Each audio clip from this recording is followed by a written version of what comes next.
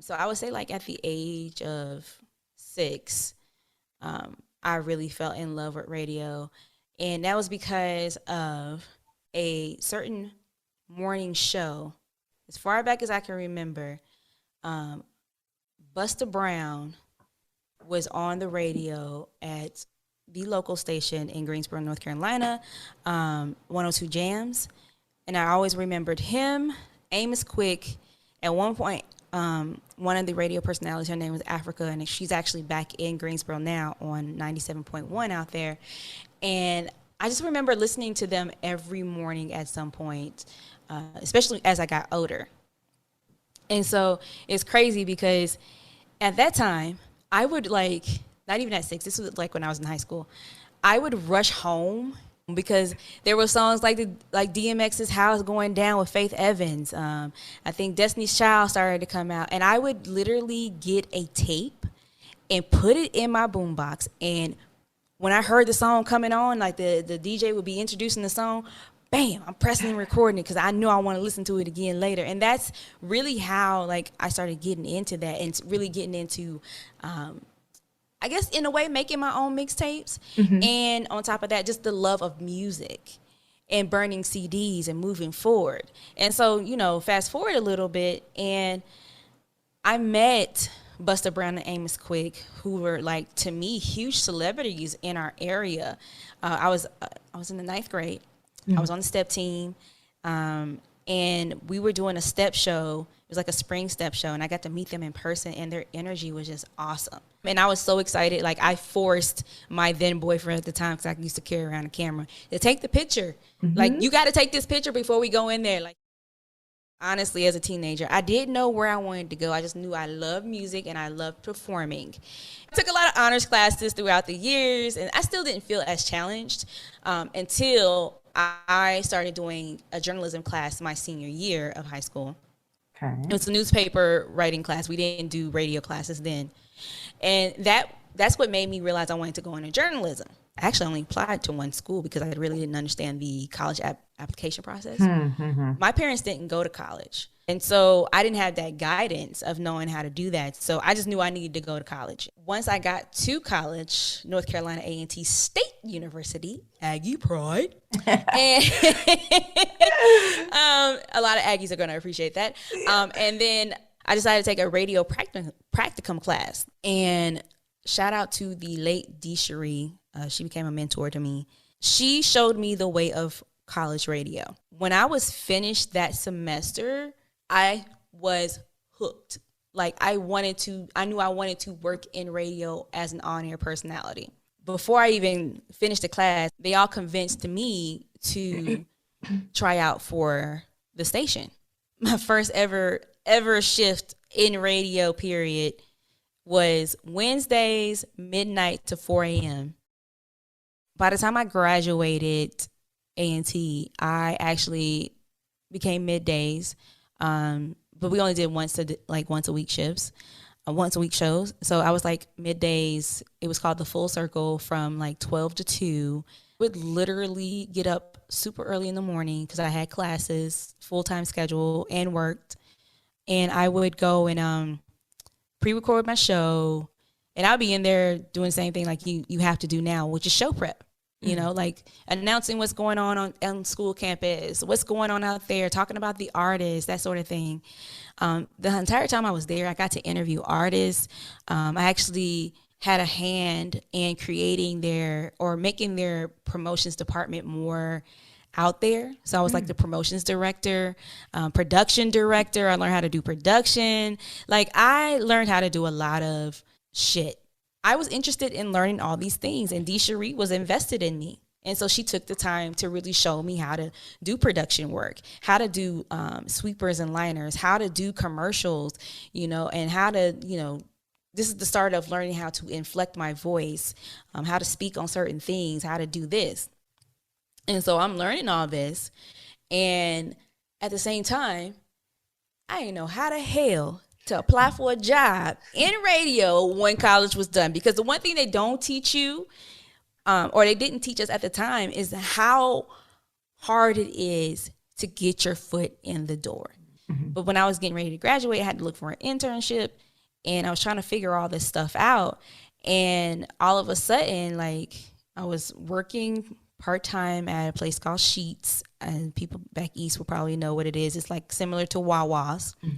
And I see the new host of the local morning show, 102 Jams. And I walk up to him and I'm like, hey, like, my name is Janelle. You know, I go to A&T. I'm getting ready to graduate and I'm looking for an internship. I really would love to work with you guys over at 102 Jams. And I mean, I straight up walked up to him. They was doing a remote right outside of our store. Oh, nice. And so he was like, yeah, he's like, what's your email, whatever. Let me know. Like, I'll give you the information. You just reach out to such and such. I ended up emailing this guy. And he's like, okay, you know, can you come in for an interview and things like that? And I was like, yeah, I'll come in. And so I go in the interview with him. And it seems like the interview is going well. I'm just telling him about my story. I'm telling him what I'm capable of doing, you know, all the things that I've learned while I was at A&T and why I would be a great fit. And as I'm doing that, this is what he asked me. And this is what, at the time, I was like 21 years old. And I wasn't thinking straight at the time. He's like, do you have a boyfriend? And I'm like, well, yeah, I have a boyfriend, because I did have a boyfriend at the time. Yeah, I just looked at him and I was like, I just kept talking about what other stuff. And he's like, well, do you have any other questions? I was like, no, not right now. I was like, you know, and then I did the follow-up. He never followed up with me. I never got the internship or the job at promotions. But it definitely kind of like discouraged me a little bit. And I was like nervous. And so I was like, I don't know what I'm supposed to do next. So I actually ended up getting an internship with a public access. And what's crazy is I wanted to stay local, but I actually ended up applying for an internship in Las Vegas and interviewed with the station, and I was getting ready to go. And instead, I decided to stay my ass in North Carolina because I had a boyfriend, and he had me convinced that we were going to live together and get married and have kids and stuff. So I moved down to Charlotte because that's where he wanted to go, and his family lived down there. And so I was like, okay, he's like, yeah, I'm going to go work up here for a little while, then come back down, and we're going to start living our lives together. I was 22 years old believing this shit. I ended up turning down the internship in Vegas, which, you know, in hindsight was probably the best idea because I was young. I didn't need to be, like, living out in Vegas and cutting the hell up. I ended up moving to Charlotte. Obviously, the relationship didn't end up working out, and I actually took an internship with a public access station, and then I ended up getting a real job. I lived in Charlotte for 2 years before I finally told myself, like, I'm sitting here with a freaking degree and I want to do other stuff. Why am I still working temp jobs? I was like, you know what? I'm sick of North Carolina. I grew up here. I went to school here. I've done everything here. It's time for a change. And so I decided to move to Las Vegas with $200 in my pocket, unemployed, behind on my car payment, and I still didn't realize how hard it really is to get in radio and how hard it really is. You think LA, New York, and all that is hard? Baby, Vegas is just as hard because it's a really small community. Yeah. Like, you have, like, it's a party town, definitely. So you, like, are catering to millions of tourists every day, but locals too. But a lot of them, like most markets, you know, they have their people in there that been there for years, and they don't, you know, it's really hard when you don't know anybody. 2009, I met the internship director of Power 88. You know, I went in for an interview, and I ended up getting the internship the same day. And a great experience. You know, I got to work with a lot of people, meet a lot of people. People end up really liking me and stuff like that. But there was a particular situation in there that was just like, it wasn't a messy thing. He was very manipulative in keeping me around. And so eventually ended up moving up to mornings. And then that only lasted for 2 weeks before the program director / general manager decided to take me off the air because he just didn't feel like I was a good fit. So I was devastated again. Then I ended up starting school at UNLV. And so I went straight into get my bachelor's in film studies. I went straight over to the journalism the building, Greenspun Media Building. And I was like, where's the radio station? Where's the TV station? I need to be on both. And that's exactly what I did. First, I started off as a co-host with this one guy. He had a talk show like about politics and stuff like that called Politicking with Justin and Janelle. Did really good for a while. It was really nice, yeah. And then I ended up moving on, and I did my own show for a while. trying to tweak and figure out what type of show I wanted to do. And so I ended up working my way up to do mornings with 2 other guys. Really great morning show that we had. We had a mentor trainer. Her name was Lynn Briggs, and she's an undercover legend. A lot of people don't know about her, but she is a really great radio personality. So if that's one woman you really want to know, Lynn Briggs is that person, because she's been everywhere. Eventually, the morning show ended, or we had to move on, the 3 of us that were on it, so they can have other people on. And then I took on another role for the student station, which was station manager / promotions director. And so I was the one that got money for the station so that we can buy new tent to put out there to promote our station and kind of do stuff with it on the campus of UNLV. I actually was able to get us like prizes to win for students, movie tickets. Like, I was a politician for a little bit. Oh, let's put it like that. Yeah. Like, I was a little bit of a politician, like helping my station get money. I was the money person, but I really did. I managed the station. A lot of students came in and wanted to work with me. You know, by the time I left, I think every slot of our student station was filled. Oh, nice. Because I made sure we were really out there. Mm-hmm. And I worked with all of the students to, at some point or another, be a part of any promotions that we had going on campus and really just showing their face. Okay. So this is all happening. I applied for a promotions job at iHeart Las Vegas. And so I came in as a board op. And 3 months in, I'm like, when can I get on air? Yeah. I did air checks all the time with JoJo for a year and a half before Chris gave me an opportunity to be on air Thanksgiving weekend of 2014. I trained for it with one of the other personalities. Chris ended up loving me, gave me a spot Sundays, 6 to 10 a.m. So I did that for about 4 months before they flipped the station. But while I was there, I met a particular personality. Really cool person when I first met her. One day while I was getting air checked with her and Chris, he said, "Oh, you're going to be the next radio star," in front of her. I don't think he meant it as a dig at her or anything like that, because she was like really cool with me. She was starting to teach me how to schedule music. And this is all a part of my radio story, just in case people are wondering. Yeah. Once he said that, her attitude towards me changed. She didn't want to teach me how to schedule music anymore. She always said she was busy. She didn't want to, give me the reins, like, to try to blog on my own so I can start learning how to blog. Like, she really became cold towards me. Now, mind you, while this was happening, I was interviewing for on-air part-time at 2 other stations. By this time, I was back on my mama's couch because I got evicted from my apartment. And so I was just like totally depressed. I had gained all this weight back, and I was just like, you know what? When I ended up moving back to North Carolina, as soon as I landed in North Carolina, I knew it was a mistake. No. I was like, why did I move back? Like, I don't want to be here. Like, it was a big regret in that moment. I was like, I want to run back inside and figure out how I can go back to Vegas. I'm applying for jobs. I'm trying to get in over at 102 Jams, the station, that I grew up listening to. Kept getting the runaround. Interviewed. Actually, I reached out to the local top 40 station too, 107.5 KZL.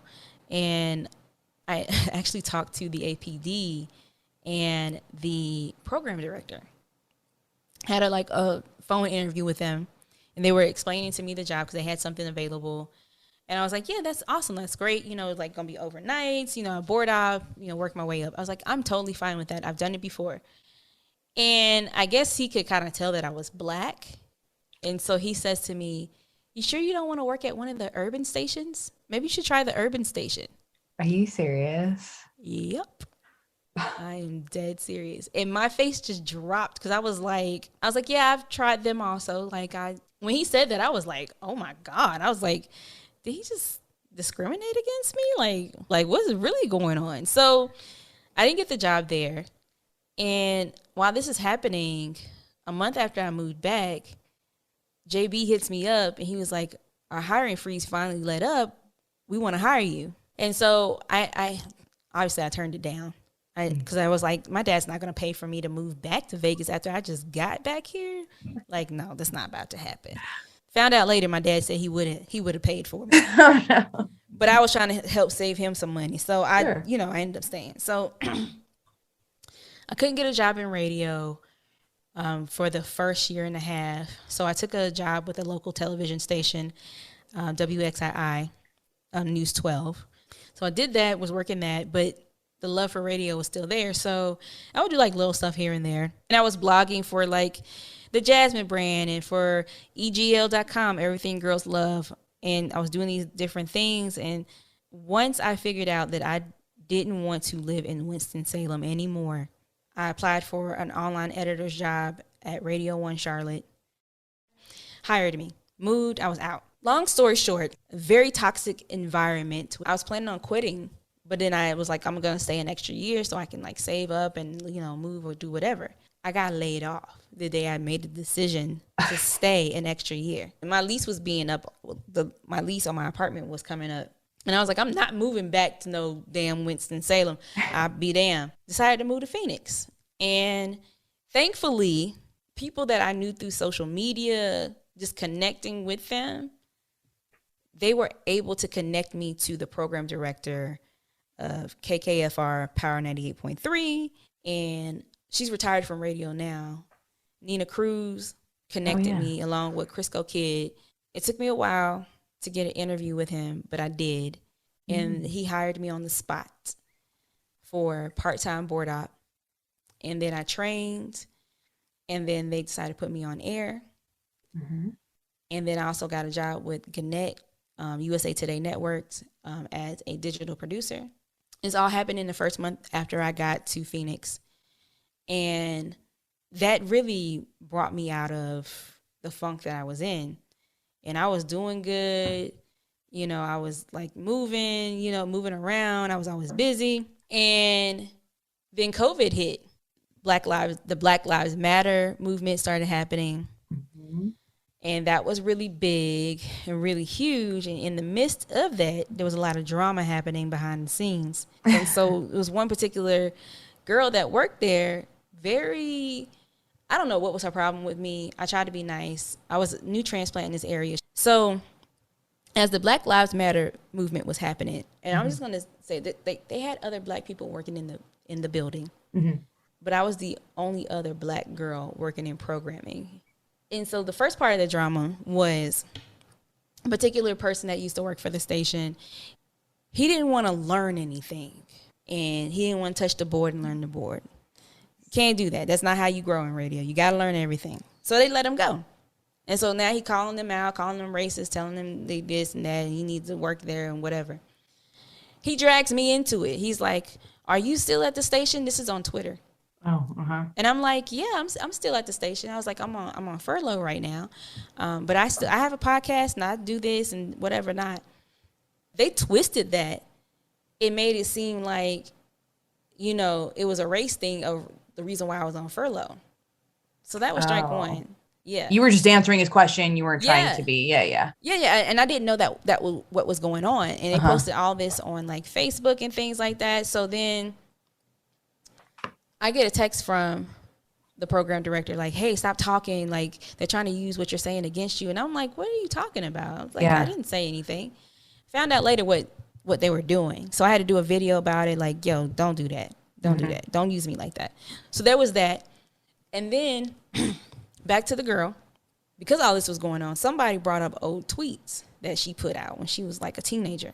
At the end of it, I don't know exactly what happened, but somebody screenshot the email that was sent out that she was no longer with the company. Okay. And put it on social media. So I had just met with DJ Complex earlier that day, and he calls me and he's like, yo, did you see the email about?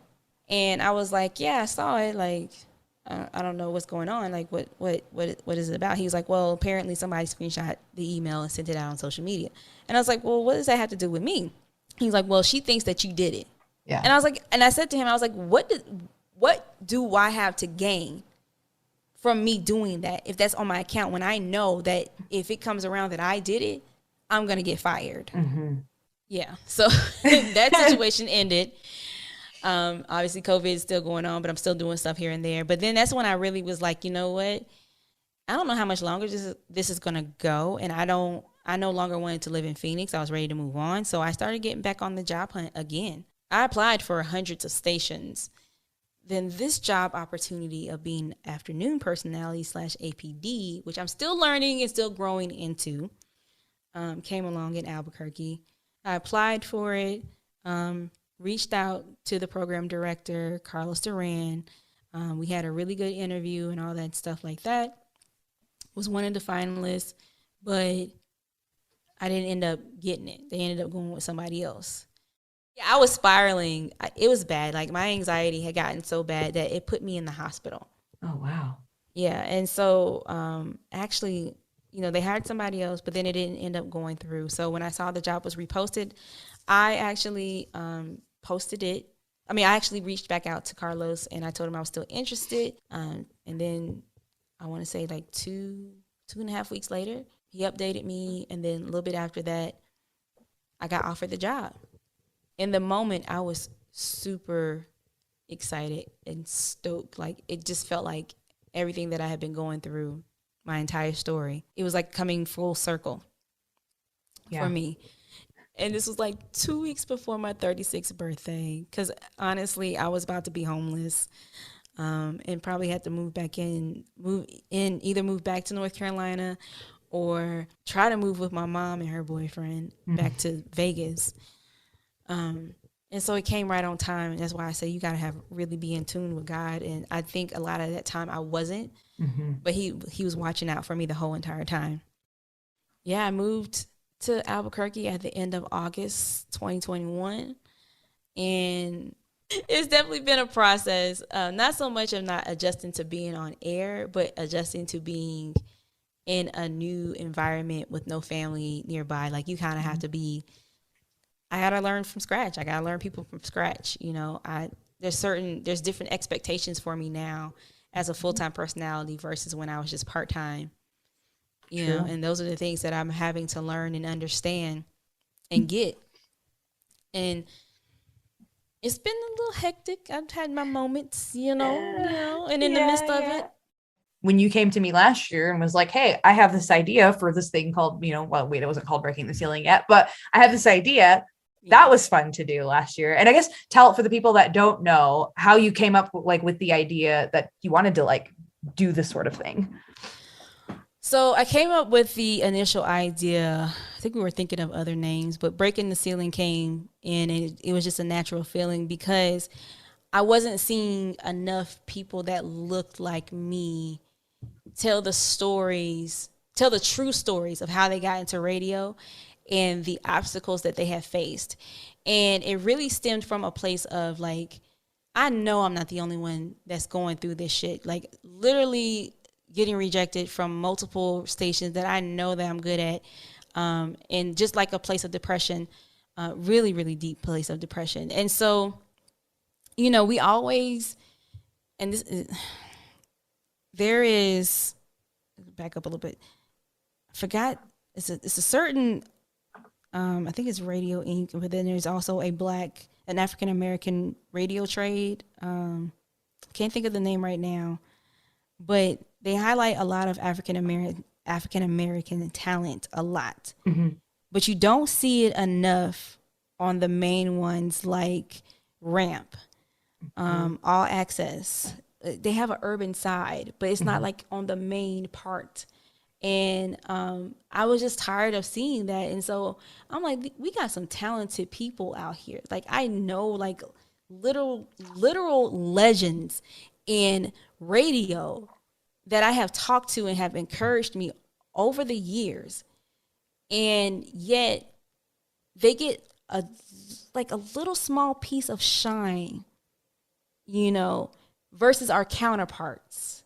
We're not always given the credit that we deserve. And when you really look at stations overall, there are non-Black PDs programming urban stations. Yeah. But yet there are no Black people programming top 40 CHR, rhythmic CHR stations. Yeah. It's not happening. Mm-hmm. You're not seeing it, or they're just not out there like that. Yeah. Uh-huh. They understand it. It's not like we're just a monolith, like we only know one thing. We only got Right. one, you know what I'm saying? And even in the same sense, like there are some Black people, you know, Black women particularly, that are doing how they see in top 40. Obviously, I'm one of them. Mm-hmm. But it's rare when you see them in really big markets, Mm-hmm. you know, or it's rare to see them in a programming position. Yeah. And so, like, these are stories I wanted to tell. Like, I wanted to tell Autumn's story because people just see her, and if you watched Flavor of Love Yeah. when it came out, they see her as Seasons, or they look at her as she's very beautiful, very beautiful. They don't see the heart that she has in this radio game, or some of like a lot of the things that she's accomplished and how she's put herself out there, the sacrifices that she's made. She's a single mother, and yet she's managed to raise her son, have him very involved, and have a successful career. Like, she was able to move back home to DC, which is basically like Chocolate City, compete with, you know, her old company, and dominate, and continuously dominate. We've had conversations over the years, and you know, she had mentioned my journey and all that because of the fact that like she's given really good advice, and she's really dope at what she does, and she's so natural at it. Like, she just is who she is, And like, she wants to help the younger, like she, you know, she doesn't want to be like that catty one that, you know, stops helping and the she's younger not. one. Yeah, Yeah. she's not a catty person at all. She's like, she really will put you out there. She has a, I don't know if she's going to do it this year, but she does an annual kind of conference thing called Radio Run, where like the young girls can come in. She puts a whole pamphlet book together and kind of gives them an outline of how they can get in the radio. Like some of the steps, like what you need to do, how you can handle this. Like, she does that every year. I think one year she did it, like she literally booked a whole conference room in a hotel and sold out. That's awesome. Because that's how good she is. Another person that I really, really admire, and I've seen, you know, her story, is Keisha Nicole, who's going to be on our panel this year too. She literally left LA, you know, #2 market, working at K-Day, and she was part-time on air for an opportunity in Kentucky, and has elevated ever since. She's been on television, on BET, did some TV shows with that, you know, and then she voices a couple of different stations within Radio 1 now, and she dominates mornings and middays in her market in Houston, and she constantly stays in the know without really, she's very private, I will say that, but she is bomb as hell is what she does, and she has a very great personality, very awesome person. And the same thing with Rick Party. Rick Party is really dope, and I'm happy for him because now he's back in Chicago doing syndication again, and he's well known. Like, you might not know him personally, but you've heard his voice. Yeah. You know what I'm saying? Because he's been on every single channel, BET, ESPN, a couple of other stuff, done commercials, voiceover work. He does voiceover workshops. Yeah. And you know, we had the other two, DJ Quicksilver. He's had a long journey also. He's had a couple of obstacles, but he still managed to come out on top. And then Britt Waters, you know, she blew up. Yeah. She's a Renaissance woman. Like, literally, she got laid off from her position at Fresh 94.7 in DC, and got hired with Odyssey, and she was traveling back and forth between New York and DC to do a weekend show every weekend. Wow. And now she does Sirius XM. She does her own show on Sirius XM, I think like 2 days a week or something like that, and she's on television full time. Yep. In a prime time spot, not just doing like a small entertainment segment, you know, but actually is a part of the crew. You know, she interacts. She's part of DC's daily mornings. Yeah, it's so cool to see that. Exactly. And so, you know, these are the type of stories that need to be put out there and seen. But you also need to understand that within that, you see the glamorous side, but you know a little bit more about their story and how they got there and the struggles that they went through to get there, and why, the reasons why they keep going. Mm-hmm. And so these are stories that you really do need to know. There's a lot more stories I would love to tell and put out there, but ain't enough time in the world. For season 2, let people know what we can look forward to.